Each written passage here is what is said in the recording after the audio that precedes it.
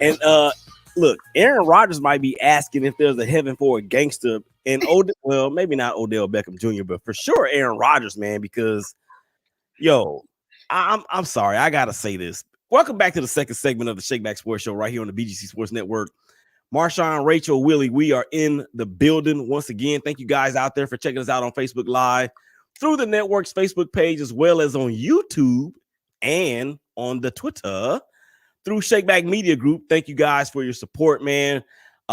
We talked about OBJ and and Aaron freaking lying Rodgers, and I'm gonna make one statement about that, and then we're gonna move on to the Week 8 roundup. Before we move any further, though, this second segment, it is being brought to you by Zumio. If you deal with chronic inflammation, allergies, high glucose, lack of energy, and a growing list of other health issues, it's time to get serious about enhancing the quality of your life with premium products from Zumio. Don't confuse this with vitamin water, because this water is hydrogenated with powerful antioxidants to help reduce inflammation and so much more at a cellular level without any roaming charges. I threw that in there for free.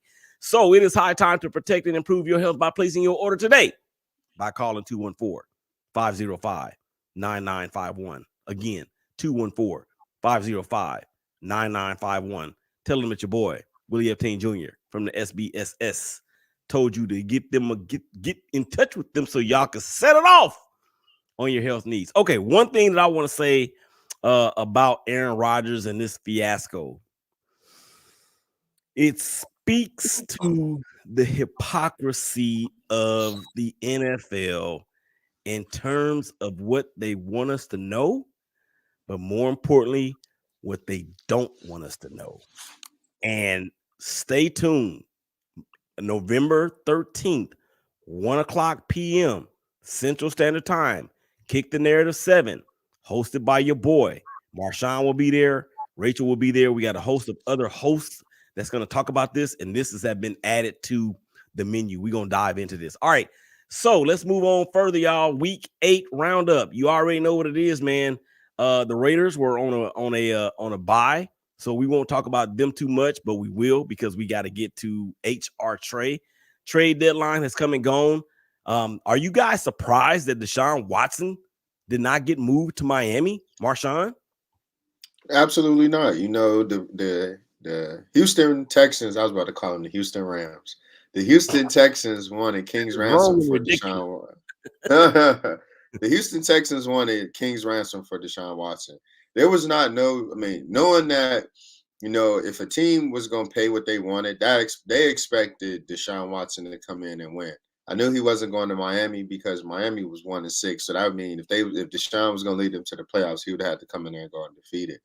So I really wasn't too much surprised. You know, I feel like next season, you know, teams will have a better view of like what they want to do at quarterback. There's going to be a lot of, in my opinion, there's going to be at least anywhere between 3 to 4 quarterbacks traded next year. You know, next offseason. I think Deshaun will definitely be one of them. Rachel, so the Miami Dolphins have come out and said, "Oh, we're happy with Tua." Do we really believe that? No, I don't believe that they're happy with Tua at all, because they're 1-6, Marshawn, as you said. So they're one of the worst teams in all of the NFL. I do have some players on fantasy, so that actually have been getting me some points, so I'm okay with that. But I look at them not moving Deshaun Watson as just as bad as Odell not being moved, or this organization not being able to figure out, you know, how to handle Odell. And, you know, you look at it, you know, these organizations don't know how to handle the problems that they have. You need to do something with him. And if anything, he should be playing, quite honestly.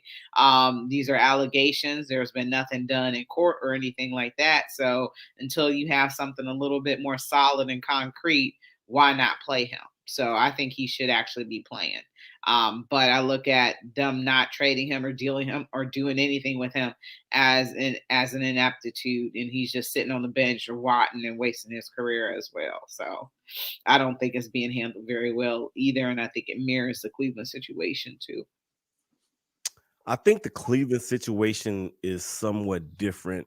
It is, but similar, because of the criminal allegations involved in it. I actually saw a report, I think it was on Tuesday or Wednesday, that said that the attempts to settle with the plaintiffs had broken down, which had me giving the old people's eyebrow. Y'all remember the people's eyebrow, right? Mm-hmm. The people's eyebrow, where it's like, well, wait a minute.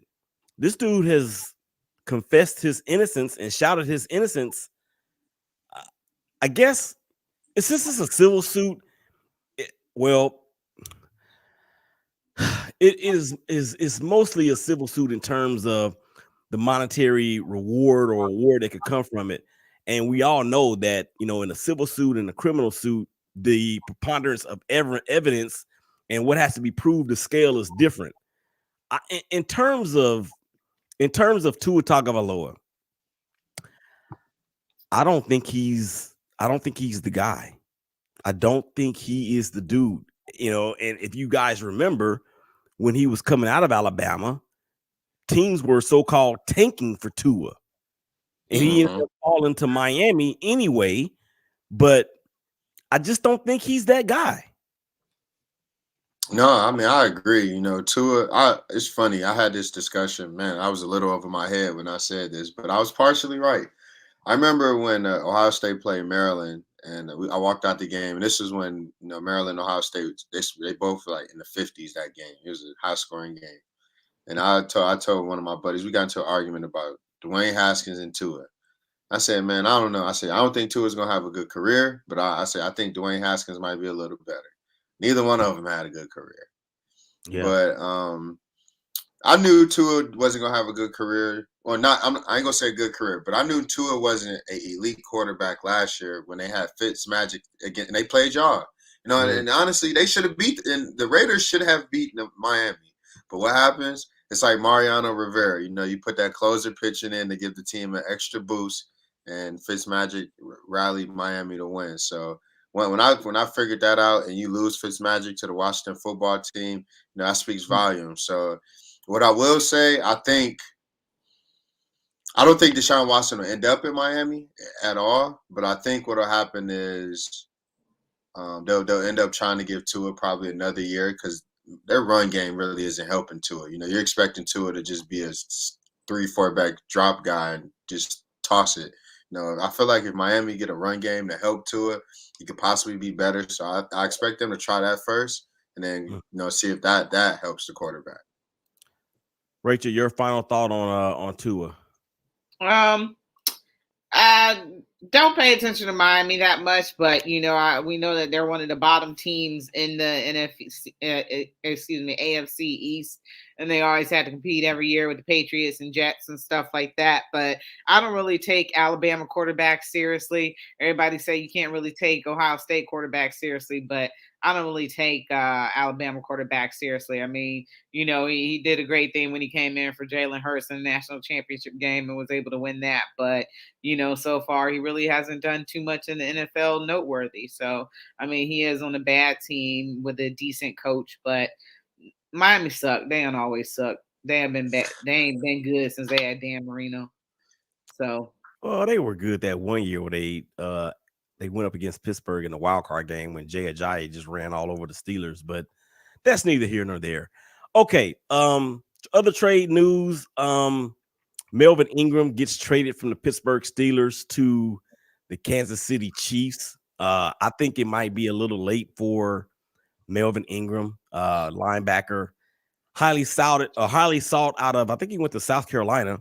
He had a decent run with the San Diego Chargers / LA Chargers. But I think they said that he actually asked for his release because of playing time. I mean, look, if you're not getting no playing time, that's on you. That ain't on the team. So I don't know. We'll see. And then there was one other trade, and I instantly forgot the dude's name just that quick. But he's a pass rusher that actually went from the Texans to the 49ers in a depleted defensive line, in my opinion, for the 49ers that is not as good as people thought that they would be for whatever reason. So the Texans just continue to unload players. So that's what that is. All right. Everybody knows about Henry Ruggs III of my Las Vegas Raiders and the DUI accident that he was involved in. It turns out that the person that he killed or that died as a result of the accident was a 23-year-old female. Henry Ruggs the third, his baby mama was in the vehicle with him when this happened. 156 miles an hour. He's facing 2 to 20 years in prison. And of course, the Raiders released him on Wednesday. I'm not sure if he's gotten all of his guaranteed money, but if he hadn't, he's going to need it. And it's not looking good. He also had an illegal firearm in the vehicle with him, and he was 2 times the legal limit as far as the Nevada state laws goes for being under the influence. Marshawn, is Henry Ruggs III, is he done? Yes. I mean, I tried to, in so many ways, compare this situation to the Dante Stallworth situation that happened in Miami when he played for the Browns, and he hit a pedestrian, a construction worker. You know, he was intoxicated, but you know, in that situation, I don't think he was going 156 miles an hour, you know, with his baby mom in the car, and I don't think he killed the dog. Yeah. You know, when I heard that Henry Ruggs killed the person, you know, my heart sunk. But then when I heard that there was a dog involved, you know how America is with their dogs. They love their dogs more than they love humans.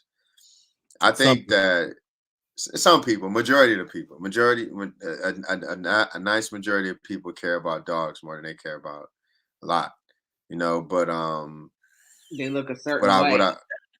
What I believe is I believe he will do some jail time. You know, you were doing 156 miles an hour. That's reckless driving in Las Vegas of any places.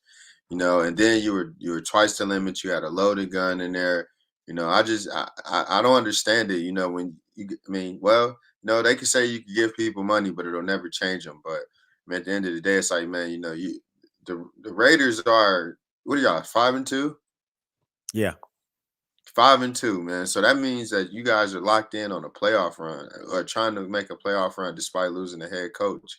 So I thought that, you know, you guys were all lasered out focused. But then again, you got to remember you in Sin City, you know, I mean, there's easily a distraction in Vegas for no reason. So, you know, again, like, man, I feel bad for, you know, the lady that died and her family, but I also feel bad for Henry Ruggs, you know, because, you know, this guy is, you know, it's not only impacted 2 families, but it impacted his baby mom's family because he's probably taking care of her too. You know, she got injured in it, and she probably, you know, trusted him and probably told him to slow down. But you know, I mean, it's bad all over around. You know, it's hard to explain, hard to wrap your head around. But you know, will he ever play another down in the NFL?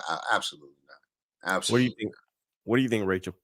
I think if he has one of the best lawyers in the country, he has money for defense. There might be a way he could get out of it.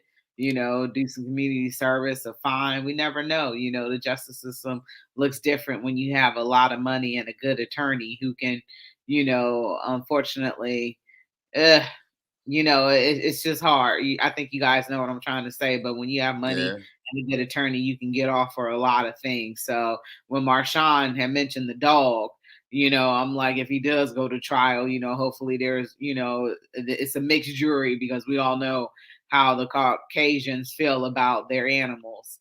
That's just a fact. They care more about dogs than they do human beings. But yeah, it's just sad all around. You know, Henry needed to make a better decision and he didn't. And someone lost their life, you know, because he was drunk speeding in a car that, you know, I don't know about y'all, but I rarely ever see Corvettes ever going the speed limit. So, you know, a young man showing out with a ton of money and just, you know, all at once your life changed and you took 2 lives if you count a dog life. But, you know, you took 2 lives and, you know, when he hit her, the car burst into flames and she became trapped. So she suffered. But it could be possible depending on the defense attorney he has. You know, it could be possible. And, you know, maybe he could do the Michael Vick thing, do a year or 2 in prison and come back and maybe resurrect his career. So it'll be interesting to see how this plays out. But I honestly don't know, but I'm leaning towards he could possibly, you know, depending on what happens. I don't know if he's done I'm hoping he's not done for this reason and this reason only. For the opportunity to have that platform to bring so much awareness, and even if the family of the young lady would be willing to work with whatever cause Henry Ruggs III wants to be a part of, that in itself could be something that can generate a whole lot of positivity from an obvious awful situation. That's the reason why I say I hope he's not done. Now, do I think he is done? Like what Rachel said, it's kind of if and or but type of thing. So we'll see. All right, guys. We got 2 minutes left to go in the segment. I wanted to ask y'all about who y'all thought was the most impressive quarterback, who played the most impressive at quarterback in week 8, as there were a lot of different players and quarterbacks that did their thing. So I kind of want to see where you guys are at, man, as far as who you thought was the best. I'm gonna go with the obvious one, man. Mike White. Yep. I think I didn't even know he was. I didn't even know who he was, to be honest. I thought their backup was Flacco for some reason. And when I did see him come out and throw for 400 yards on the Bengals, which we know they got a depleted secondary, was impressive. So I'm gonna go with Mike White. Rachel, what say you? Is it okay to agree with that as well? Yeah. Driving the Jets, who have been forever in football purgatory, towards victory over a red hot Cincinnati Bengals team that the Cleveland Browns are going to have to contend with this weekend, I think is a pretty decent feat. So I think he played amazingly. And I'm gonna go away from him for just to make it not so obvious to the listeners and the viewers out there. I like what Ryan Tannehill did for the Tennessee Titans. The Titans were down. Well, actually, it was a nip and tuck game with the Colts in Indianapolis, and Carson Wentz throws a pick 6, and then he throws another interception as well. But Tannehill, man, he kept, especially with Derrick Henry going out, and God bless him because he's going to be out probably for the season, along with him and Jameis Winston. We didn't get to that, but yeah, prayers up for those two. Ryan Tannehill, 23 of 33, 265 yards and 3 touchdowns. We'll see what the Titans are able to do moving forward. They did sign Adrian Peterson. That's going to be very interesting to see. Similar build, similar type of running back, but of course, Adrian Peterson is 743 years old. All right, y'all come back on the other side of the break, man. We're going to get to some more. 740. We're going to get to some NBA, man. We're going to talk about Jordan Love, the hashtag look ahead. Marshawn, Rachel, Willie, Big Day, SBSS. Y'all come on back and holler at us. My God.